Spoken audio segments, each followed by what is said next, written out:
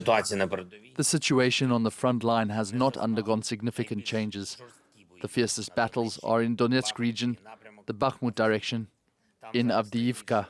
The craziness of the Russian command is now most visible there. Day after day for months, they drive people there to their death, concentrate the maximum power of artillery strikes there.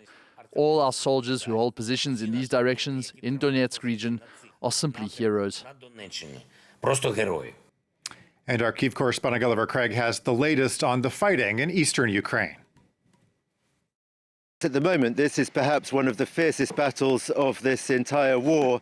The Russian armed forces are very determined, apparently, to try to take this town of Bakhmut, which is the third biggest city in the Donbass currently controlled by Ukrainian armed forces. And they are pushing really hard, as Volodymyr Zelensky said, committing huge numbers of troops to it. As I understand it, there are huge casualties actually on both sides and terrible, terrible damage to the city itself. But the Russians, if they're making any progress at all, it's very, very slow progress. I'm told that they took control of one strategic crossroads on the main highway just outside the city, only to have the Ukrainians take it back from them a couple of days later. At least that's what the Ukrainians are saying. It's hard to confirm independently, of course, because we don't have access to the area. What's going on in Bakhmut, though, is that the Russians are deploying mostly mercenaries from the Wagner group, which is controlled by Yevgeny Prigozhin. And there's some speculation now beginning to bubble up about rivalry between Yevgeny Prigozhin and Vladimir Putin. Some people are saying maybe this determination to take Bakhmut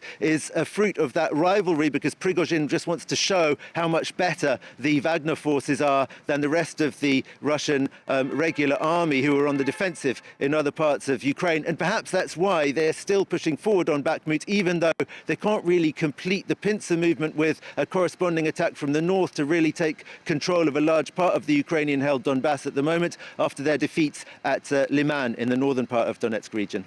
And that's our Kyiv correspondent Gulliver Cragg reporting.